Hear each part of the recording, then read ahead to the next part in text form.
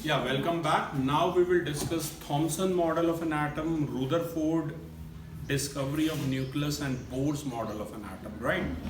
First of all, Thomson model of an atom. Now Christmas is nearby. You have seen Christmas brown cake. Huh? If you compare that cake brown cake होता है, ठीक है?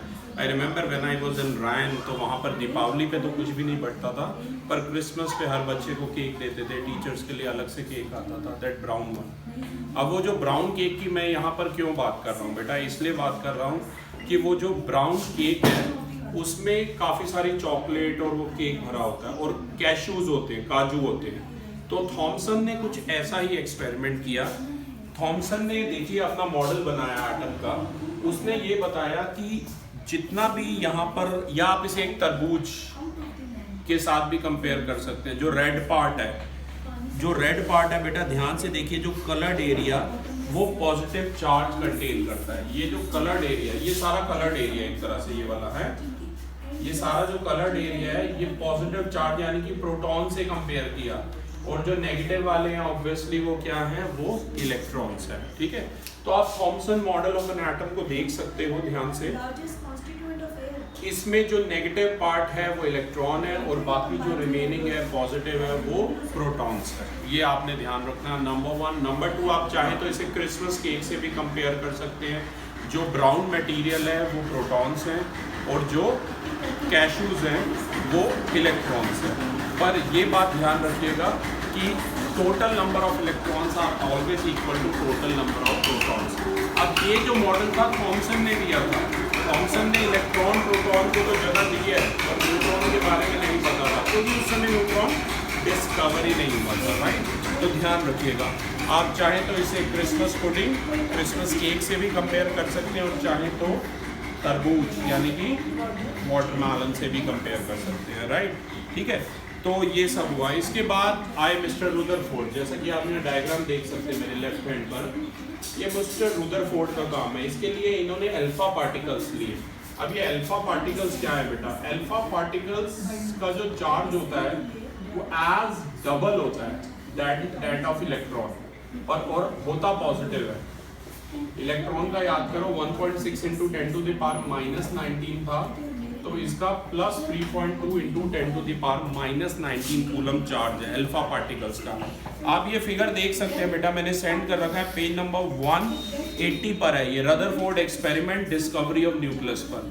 मैंने already आपको ये figure send कर रखा है, आप प्लीज अपना, हाँ यस, आप देख सकते हैं। इसमें बहुत सारे अल्फा पार्टिकल्स हैं और इन्होंने गोल्ड फॉइल एक्सपेरिमेंट किया था।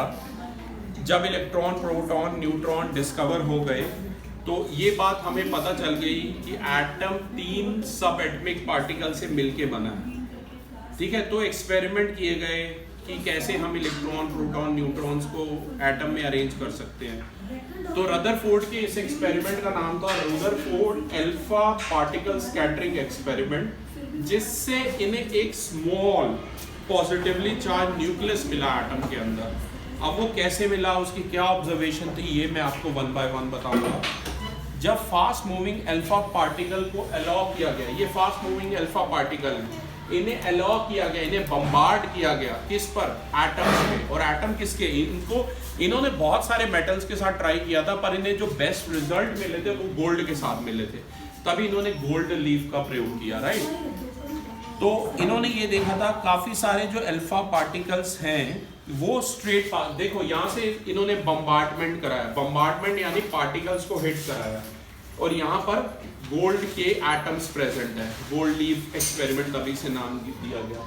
अब बहुत सारे अल्फा पार्टिकल देखो ऐसे जो थे सीधे चले गए, जैसे ये वाला सीधा चला गया, ये वाला सीधा चला गया, तो इससे पता लगा एटम में बहुत सारी जगह खाली है। जैसे सपोज करो मेरे हाथ में एक टेनिस बॉल है, अगर मैं वैक्यूम में या एयर में खाली स्पेस में भेजूंगा तो वो सीधी चली जाएगी दूसरे एंड पे। ऐसा इन पार्टिकल्स के साथ हुआ था। पर कुछ पार्टिकल बेटा ऐसे थे जो न्यूक्लियस के एज को स्ट्राइक करके, जैसे टेंजेंट होती है मैथमेटिक्स में, सर्कल के एज को इंटरसेक्ट वो करके पास करती है, राइट? वैसे ही कुछ पार्टिकल न्यूक्लियस के एज को हिट करके डिफ्लेक्ट हो गए थे, लेकिन अधिकतर पार्टिकल खाली स्पेस में गए थे तो वो स्ट्रेट चले गए थे।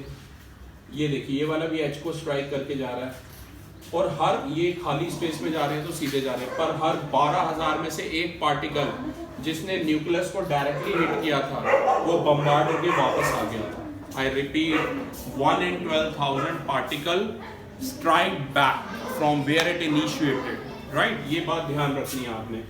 तो इससे मैं ये 2 पॉइंट एक बार पहले अपने वर्ड्स में बताता हूँ, फिर मिस्टर रुदरफोर्ड ने जो बोला उनके वर्ड्स में भी बात करता हूँ। तो हमने ये चीज देखी बेटा कि एटम में बहुत सारा खाली स्पेस है, अधिकतर एटम में खाली स्पेस है बहुत सारा, लेकिन एटम के सेंटर में कोई ऐसी हैवी सी चीज है जो एटॉमिक मास के लिए रिस्पॉन्सिबल है, उसको नाम दिया गया न्यूक्लियस।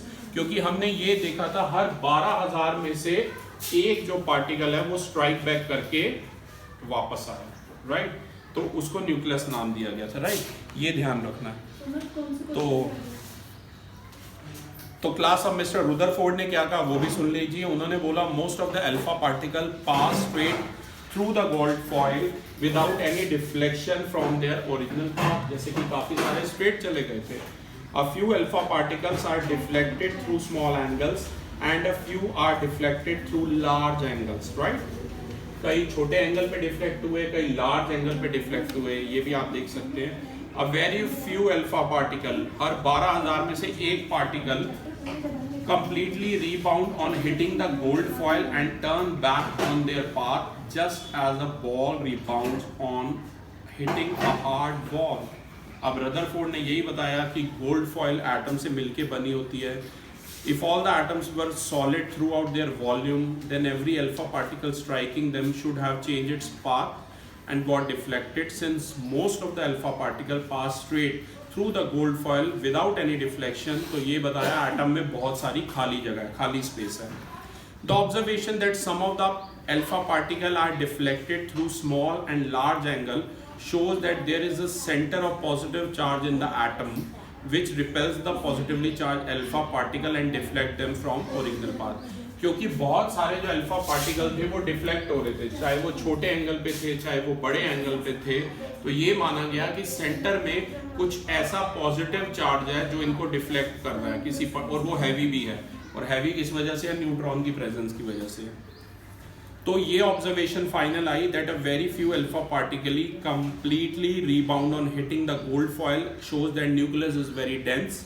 न्यूक्लियस काफ़ी हैवी होता है, वो एटम के सेंटर पे होता है, एटम में बहुत सारी जगह खाली है, और एटम न्यूक्लियस की जब एच से अल्फा पार्टिकल टकराते हैं तो वो कम या ज़्यादा एंगल पे डिफ्लेक्ट हो जाते हैं। तो मिस्टर रदरफोर्ड ने ये भी बताया कि ये जो न्यूक्लियस है ये बहुत ही छोटा है और डेंस है। जैसे कि अगर मैं पूरे एक फुटबॉल स्टेडियम की बात करूं क्लास, पूरा फुटबॉल स्टेडियम अगर एटम है तो सिर्फ जो फुटबॉल है वो न्यूक्लियस है। तो न्यूक्लियस बहुत छोटा है as compare to the size of the atom, right. तो रदरफोर्ड अल्फा पार्टिकल से हमें ये पता चला कि न्यूक्लियस प्रेजेंट है। कहाँ प्रेजेंट है? एटम के सेंटर में प्रेजेंट है, काफ़ी डेंस है, पॉजिटिवली चार्ज है। पॉजिटिवली चार्ज क्यों है? क्योंकि प्रोटॉन्स न्यूक्लियस के अंदर ही प्रेजेंट होते हैं, राइट। तो मिस्टर जे थॉमसन वाला मॉडल फेल हो गया था रदरफोर्ड के बाद। उन्होंने बताया था कि एटम का ऐसा सर्कुलर बताया था ना कि इलेक्ट्रॉन प्रोटॉन इकट्ठे होते हैं, पर ये फेल हो गया था, right. Nucleus of an atom is very small as compare to the size of the atom as an whole, ठीक है। तो न्यूक्लियस आया, फिर बेटा न्यूक्लियस से हमें ये पता लगा कि न्यूक्लियस जो है ये काफ़ी स्मॉल डेंस पार्ट है एटम का, और ये सेंटर ऑफ एटम में प्रेजेंट है, और ये मेनली प्रोटॉन इसके अंदर ही होते हैं, तभी ये पॉजिटिव होता है, ठीक है। और सारा का सारा मास न्यूट्रॉन्स की प्रेजेंस की वजह से होते हैं, और न्यूट्रॉन और प्रोटॉन दोनों ही न्यूक्लियस के अंदर प्रेजेंट होते हैं, ठीक है। और रदरफोर्ड ने ऐसा नहीं है, उसने अपना भी मॉडल दिया, अभी हम नेक्स्ट वीडियोज़ में इसकी बात करेंगे। Thank you.